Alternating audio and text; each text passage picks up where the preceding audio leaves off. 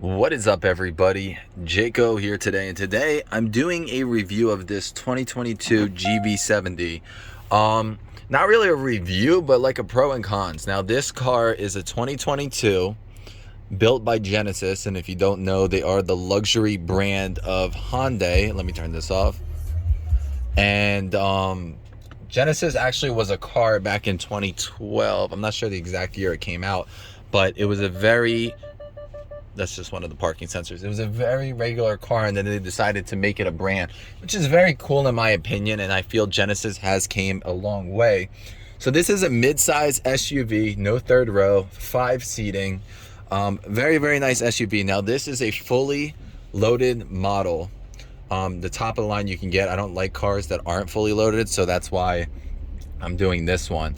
So I just want to talk about the pros and the cons. I just want to say that this car, one of the pros is its features and functionality.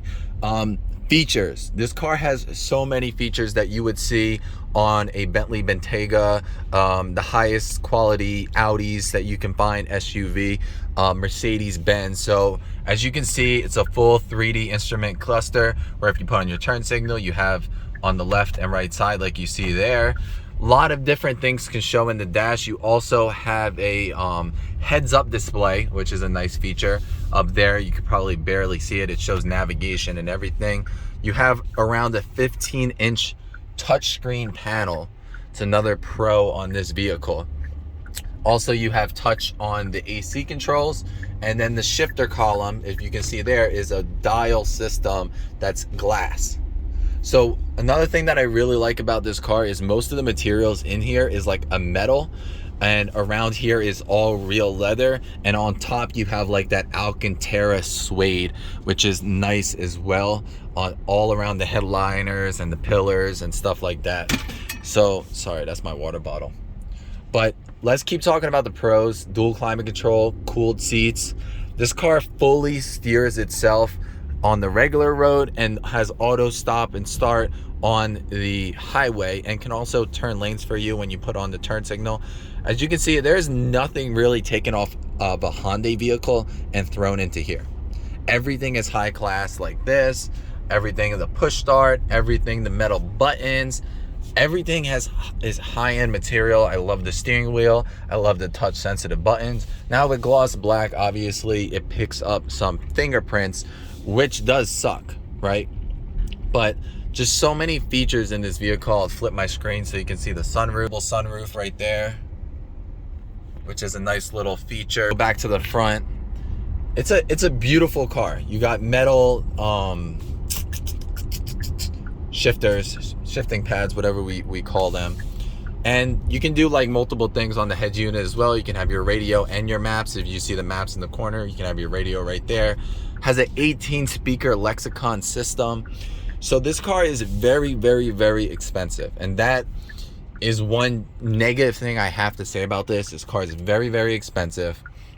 But when you compare it to other things, like I said, the highest Audi SUVs, BMW, Mercedes-Benz, Bentley Bentayga, they're all outpriced this vehicle. You also have the suede over here and leather, two-tone seats, which is really nice. The back seats are really nice, and the hatch.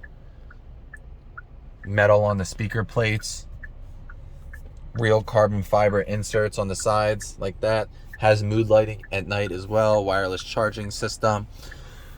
There's so many good things about it, but I want to talk about some bad things. I'm a very honest person. I want to be very upfront. Number one, sounds of creaks and rattles. Now, it's not much. There used to be one that was really annoying. You just heard that. So this, when the sun hits it, listen. So the back of this is like plastic, right? So when the sun hits it, it expands it, it makes a cracking sound. Other things like here, makes little noises here and there. Now, I've seen videos with a $300,000 Lamborghini that does the same thing. So how much can I complain? I'm not sure. Another huge drawback for the vehicle is the gas mileage. This is a 3.5 twin turbo, right? Very fast car, right? Even if I drive calm in the city, I'm getting 12, 13, 14 miles a gallon. The twin turbo V6 with 380 horsepower, like 380 pounds of torque. and the mileage is abysmal. So if you're driving like 55, like 65 on the highway, you can get 30 miles per gallon in the car by yourself. But I don't really highway drive that much. So I'm driving city, and just right now, I know I floored it just a little bit, but I'm only averaging 10 miles a gallon. So the gas mileage on this vehicle, like I said, is abysmal. Another thing that I really dislike about this car, this button right here. What does that do? Auto stop and start. You can turn it off every time you drive, but it doesn't save. So pretty much when you get to a light, what happens is the engine shuts off. I guess it's to save gas, right? But also it shuts off the AC. So you're not blowing really cool air like you normally are.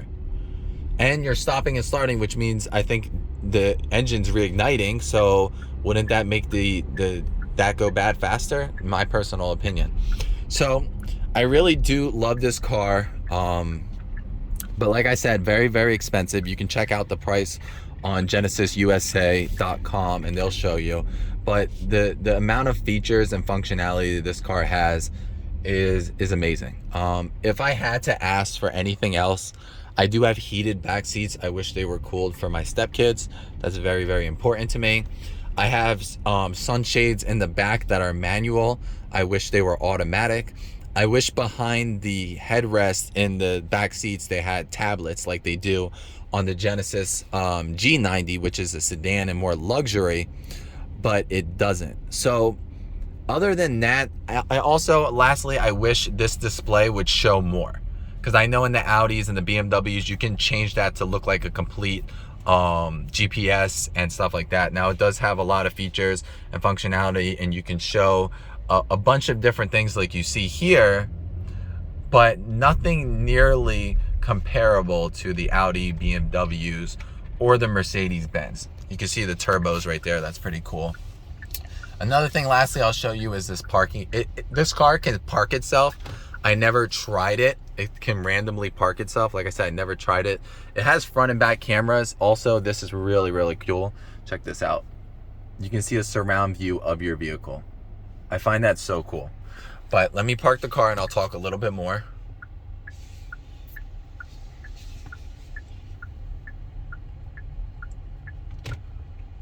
Also has front, you can see the sensors going off, front and back sensors. Really, really cool. You have front camera, back camera. Like I said, this dial system I really love. Put your foot on the brake, click park, car is now parked. You can go back to your camera at any time. Another thing about the front seats is it does have this like massage feature. It's kind of a gimmick, but it's still pretty cool in a certain extent. See, that's your back. You can see there. Your sides. The back like that. And like I said before, the surround view, which is pretty cool feature. Something you see in a high-end BMW. Like I said, the touchscreen down here, you have your 3-stage cooled, 3-stage heated. You can turn on and off anytime. Also your climate zones where you can choose where it goes on your face. Dual climate control. You have a fingerprint reader. You can start your car without your key. A lot of different features.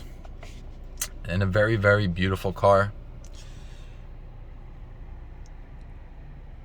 Just going in, showing you guys little things here and there.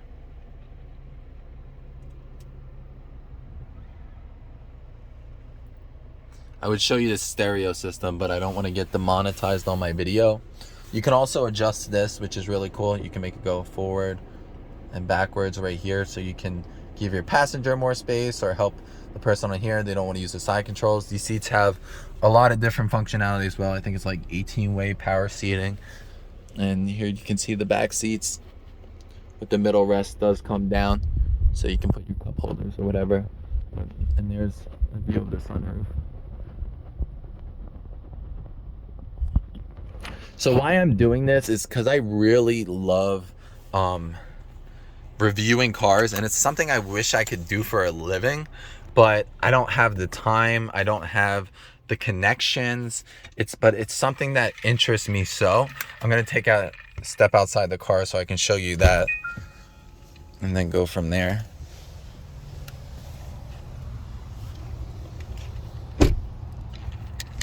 "21-inch rims that you can see there.